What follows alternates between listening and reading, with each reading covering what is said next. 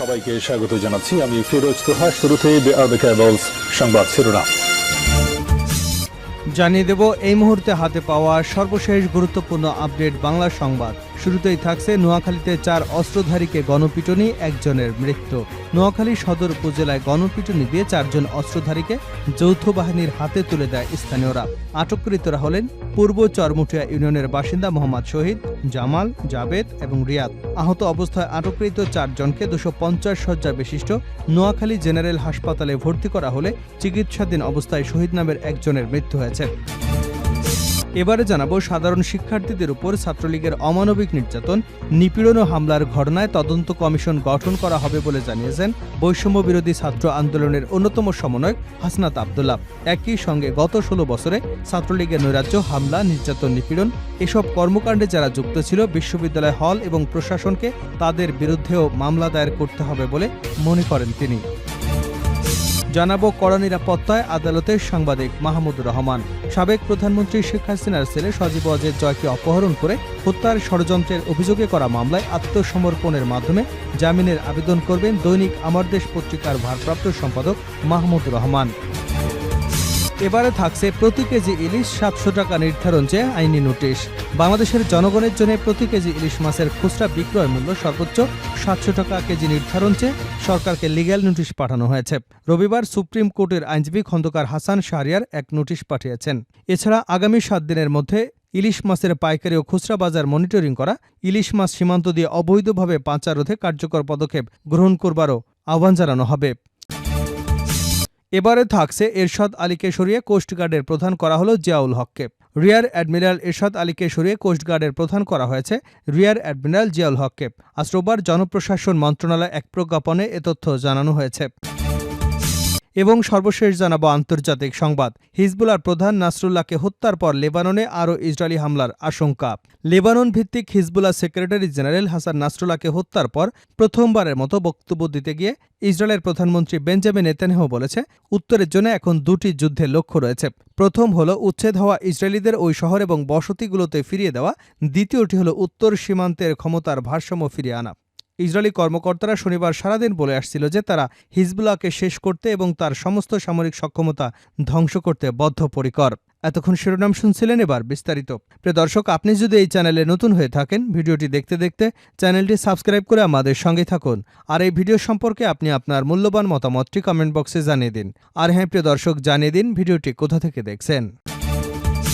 নোয়াখালীতে 4 অস্ত্রধারীকে গণপিটুনি, একজনের মৃত্যু। নোয়াখালী সদর উপজেলায় গণপিটুনি দিয়ে 4 জন অস্ত্রধারীকে যৌথ বাহিনীর হাতে তুলে দেয় স্থানীয়রা। আটককৃতরা হলেন পূর্ব চরমুটিয়া ইউনিয়নের বাসিন্দা মোহাম্মদ শহীদ, জামাল, জাবেদ এবং রিয়াদ।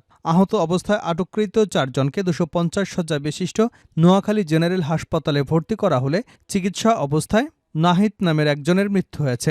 গতকাল শনিবার বিকেলে পূর্ব চরমুটিয়া ইউনিয়ন থেকে তাদের আটক করা হয়। জানা যায়, পূর্ব চরমুটিয়া ইউনিয়নের মোহাম্মদ আব্দুল শহীদ নামের এক ব্যক্তির কাছে অবৈধ অস্ত্র এবং গোলাবারুদ রয়েছে। এছাড়াও তিনি বিভিন্ন মাদকদ্রব্যের পাইকারি বিক্রেতা। তার সাথেও আরও 3 জন সহযোগী রয়েছেন। এমন খবর ছড়িয়ে পড়লে এলাকাবাসী তাদের আটক করে গণপিটুনি দিয়ে পুলিশ এবং সেনাবাহিনীকে খবর দেয়। খবর পেয়ে 16 field regiment artillery captain Iftekhar আহমেদের নেতৃত্বে সেনাবাহিনীর 2টি পিকআপ এবং পুলিশের একটি পিকআপ গিয়ে যৌথ অভিযান চালায়। এই সময় একটি শটগান সহ তাদেরকে আটক করা হয়। গুরুতর আহত অবস্থায় 4 জনকেই 250 শয্যা বিশিষ্ট নোয়াখালী জেনারেল হাসপাতালে ভর্তি করা হলে রাত 8টার দিকে শহীদের মৃত্যু হয়েছে। ছাত্রলীগের বিরুদ্ধে ব্যবস্থা নিতে কমিশন হচ্ছে হাসনাত আব্দুল্লাহ। সাধারণ শিক্ষার্থীদের উপর ছাত্রলীগের অমানবিক নির্যাতন, নিপীড়ন এবং হামলার ঘটনায় গণতদন্ত কমিশন গঠন করা হবে বলে জানিয়েছেন বৈষম্য বিরোধী ছাত্র আন্দোলনের অন্যতম সমন্বয়ক হাসনাত আব্দুল্লাহ। একই সঙ্গে গত 16 বছর ধরে ছাত্রলীগের নৈরাজ্য, হামলা, নির্যাতন, নিপীড়নে যারা যুক্ত ছিল বিশ্ববিদ্যালয় এবং হল প্রশাসনকে তাদের বিরুদ্ধেও মামলা দায়ের করতে বলা হবে বলে জানিয়েছেন তিনি। রাতে সামাজিক যোগাযোগ মাধ্যমে ছাত্রলীগের হামলা, নির্যাতন ও গণতন্ত্র কমিশন গঠন শিরোনামে দেওয়া এক পোস্টে এসব কথা বলেন তিনি। ফেসবুকে দেওয়া ওই পোস্টে হাসনাত বলেন, গত 16 বছর ধরে আওয়ামী লীগের পোষ্য গুন্ডা বাহিনী ছাত্রলীগ দেশের শিক্ষাঙ্গনগুলোতে ত্রাসে রাজত্ব কায়েম করেছে। ছাত্রলীগ বিরোধী মতের শিক্ষার্থীদের উপর নগ্ন হামলা, নির্যাতন, নিপীড়ন চালিয়েছে। এমনকি ছাত্রদল, ছাত্র শিবির কিংবা অন্য কোনো রাজনৈতিক দলের সঙ্গে সম্পৃক্ততার অভিযোগ এনে অনেক সময় শিক্ষার্থীদের উপরও অমানসিক নির্যাতন করেছে। তিনি বলেন, জুলাই বিপ্লবের পুরোটা সময় দেশের শিক্ষা প্রতিষ্ঠানগুলোতে ছাত্রলীগ ধারাবাহিক হামলা চালিয়ে এবং আন্দোলনকারীদের বিভিন্নভাবে বাধা দিয়েছে।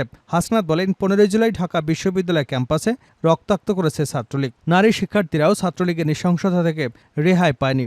ঢাকা মেডিকেলকে মনে করা হচ্ছিল কোনো যুদ্ধের আহত ক্যাম্প। এই নরপশুরা সেদিন ঢাকা মেডিকেলের ভেতরে চিকিৎসাধীন অবস্থায় হামলার নির্মম নজির স্থাপন করেছিল। তিনি আরও বলেন, জুলাই বিপ্লব ক্যাম্পাসগুলোতে হামলাকারী ছাত্রলীগের নেতাকর্মীদের বিরুদ্ধে মামলা দায়ের করবার জন্য বিশ্ববিদ্যালয় প্রশাসন, হল প্রশাসন এবং শিক্ষার্থীদের নিয়ে তদন্ত কমিটি গঠন করা হবে। জুলাই বিপ্লবের আগে 16 বছর ছাত্রলীগের যারা নানা সময় নৈরাজ্য, হামলা, নির্যাতন, নিপীড়নে যুক্ত ছিল, বিশ্ববিদ্যালয় হল প্রশাসনকে তাদের বিরুদ্ধে মামলা দায়ের করতে হবে।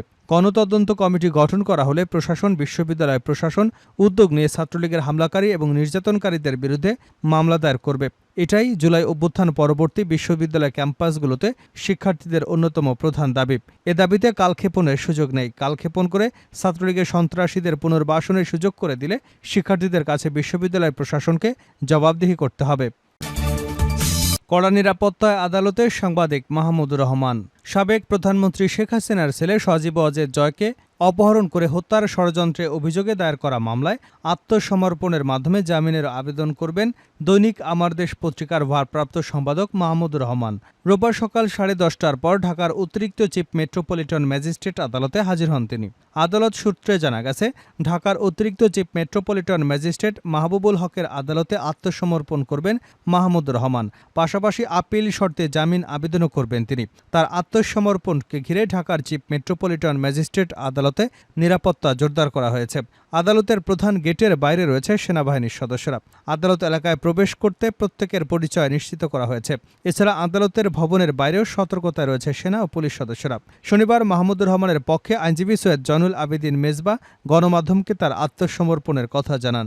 সজীব ওয়াজেদ জয়কে অপহরণ এবং হত্যা চেষ্টার মামলায় গত বছরের 17 আগস্ট ঢাকার অতিরিক্ত চিফ মেট্রোপলিটন ম্যাজিস্ট্রেট আসাদুজ্জামান নূরের আদালত মাহমুদুর রহমান এবং সাংবাদিক শফিক রেহমান সহ 5 জনের পৃথক 2 ধারায় 7 বছরের সশ্রম কারাদণ্ড দেন।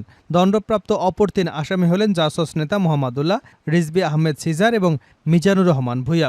আসামিদের দণ্ডবিধির 365 ধারায় 5 বছরের কারাদণ্ড ও 5,000 টাকা অর্থদণ্ড দিয়েছেন আদালত। জরিমানার টাকা অনাদায়ে তাদের আরও 1 মাসের কারাভোগ করতে হবে। এছাড়া একই আইনে 120 খ ধারায় 2 বছরের কারাদণ্ড এবং 5,000 টাকা জরিমানা অনাদায়ে আরও 1 মাসের কারাদণ্ড দিয়েছেন আদালত। 2 ধারার সাজা একসঙ্গে চলবে বলে বিচারক রায়ে উল্লেখ করেছেন। মামলার অভিযোগে বলা হয়েছে, 2011 সালের সেপ্টেম্বরের আগে যে কোনো সময় থেকে এ পর্যন্ত বিএনপির সাংস্কৃতিক সংগঠন জাসসের সহসভাপতি মোহাম্মদুল্লাহ মামুন সহ বিএনপি নেতৃত্বাধীন জোটভুক্ত অন্যান্য দলের উচ্চ পর্যায়ের নেতারা রাজধানীর পল্টনের জাসস কার্যালয়, আমেরিকা নিউ ইয়র্কের শহরে, যুক্তরাজ্য এবং বাংলাদেশের বিভিন্ন এলাকায় আসামিরা একত্রিত হয়ে যোগসাজশে প্রধানমন্ত্রীর ছেলে এবং তথ্য প্রযুক্তি বিষয়ক উপদেষ্টা সজীব ওয়াজেদ জয়কে আমেরিকায় অপহরণ করে হত্যার ষড়যন্ত্র করেন। ওই ঘটনায় ডিবি পুলিশের পরিদর্শক ফজলুর রহমান 2015 সালের 3 আগস্ট বাদী হয়ে পল্টন মডেল থানায় মামলাটি দায়ের করেন। 2018 সালের 19 ফেব্রুয়ারি এই 5 জনের বিরুদ্ধে আদালতে অভিযোগপত্র দেয় পুলিশ। এ মামলায় সজীব ওয়াজেদ জয়সহ 12 জন সাক্ষ্য দিয়েছেন। প্রতি কেজি ইলিশ 700 টাকা নির্ধারণ চেয়ে আইনি নোটিশ। বাংলাদেশের জনগণের জন্য প্রতি কেজি ইলিশের মাছের খুচরা বিক্রয় মূল্য সর্বোচ্চ 700 টাকা কেজি নির্ধারণ চেয়ে সরকারকে লিগ্যাল নোটিশ পাঠানো হয়েছে। রোববার সুপ্রিম কোর্টের আইনজীবী খন্দকার হাসান শাহরিয়ার এই নোটিশ পাঠিয়েছেন। এছাড়া আগামী 7 দিনের মধ্যে ইলিশ মাছের পাইকারি এবং খুচরা বাজার মনিটরিং করা, ইলিশ মাছ সীমান্ত দিয়ে অবৈধভাবে পাচার রোধে কার্যকর পদক্ষেপ গ্রহণ, সাগরের তাপমাত্রা বৃদ্ধি এবং জলবায়ু পরিবর্তনের মতো বিষয়গুলোর বাস্তবতা মেনে ভারত এবং বাংলাদেশ মিলিয়ে একটি অভিন্ন সময়ের কাছাকাছি সময় ইলিশ মাছ ধরায় নিষেধাজ্ঞা বহাল রাখার বিষয়ে লিখিতভাবে ভারতকে আনুষ্ঠানিক প্রস্তাব দেওয়া এবং ভবিষ্যতে যে কোনো দেশে ইলিশ মাছ রপ্তানির ক্ষেত্রে বাংলাদেশের বাজার মূল্যের চেয়ে কম দামে যেন ইলিশ মাছ রপ্তানি না করা হয় সেই বিষয়টি নিশ্চিত করতে নোটিশে বলা হয়েছে। অন্যথায় উচ্চ আদালতে রিট দায়ের করা হবে বলেও নোটিশে উল্লেখ করা হয়েছে। এর আগে ভারতে 3,000 টন ইলিশ রপ্তানির অনুমোদনের প্রতিবাদে গত রবিবার অন্তর্বর্তী সরকারকে আইনি নোটিশ পাঠানো হয়, কিন্তু নির্দিষ্ট সময়ের মধ্যে প্রয়োজনীয় ব্যবস্থা না নেওয়ায় গত বুধবার হাইকোর্টে রিট করা হয়েছে। একই সঙ্গে রিটে পদ্মা মেঘনার ইলিশ রপ্তানিতে স্থায়ী নিষেধাজ্ঞার নির্দেশনা চাওয়া হয়েছে। শেষ করছে আন্তর্জাতিক সংবাদ দিয়ে। হিজবুল্লাহর প্রধান নাসরুল্লাহকে হত্যার পর লেবাননে আরও ইসরায়েলি হামলার আশঙ্কা। লেবানন ভিত্তিক হিজবুল্লাহ সেক্রেটারি জেনারেল হাসান নাসরুল্লাহকে হত্যার পর প্রথমবারের মতো বক্তব্য দিতে গিয়ে ইসরায়েলের প্রধানমন্ত্রী বেঞ্জামিন নেতানিয়াহু বলেছে, উত্তরের জন্য এখন দুটি যুদ্ধের লক্ষ্য রয়েছে। প্রথমটি হলো উচ্ছেদ হওয়া ইসরায়েলিদের ওই শহর এবং বসতিগুলোতে ফিরিয়ে দেওয়া, দ্বিতীয়টি হলো উত্তর সীমান্তে ক্ষমতার ভারসাম্য ফিরিয়ে আনা। ইসরায়েলি কর্মকর্তারা শনিবার সারাদিন বলে আসছিল যে তারা হিজবুল্লাহকে শেষ করতে এবং এর সমস্ত সামরিক ক্ষমতা ধ্বংস করতে বদ্ধপরিকর। ইসরায়েলি সেনাপ্রধান ইসরায়েলি প্রতিরক্ষামন্ত্রী ইয়োব গ্যালেন্টের সাথে উত্তরে আক্রমণাত্মক কৌশলের জন্য নতুন পরিকল্পনার অনুমোদন করেছে। এটি দক্ষিণ লেবাননের স্থল আক্রমণের এমন আশঙ্কার মধ্যে এসেছে যা সীমান্তের উভয় দিকে অনেক ভয়ের কারণ হয়ে দাঁড়িয়েছে।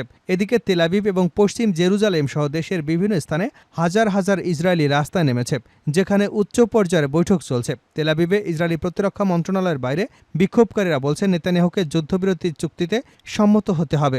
ইসরায়েলিরা দাবি করছে যুদ্ধবিরতি চুক্তির এখনই সময়, কারণ গাজা এখনও 100 পণবন্দী অবশিষ্ট রয়েছে।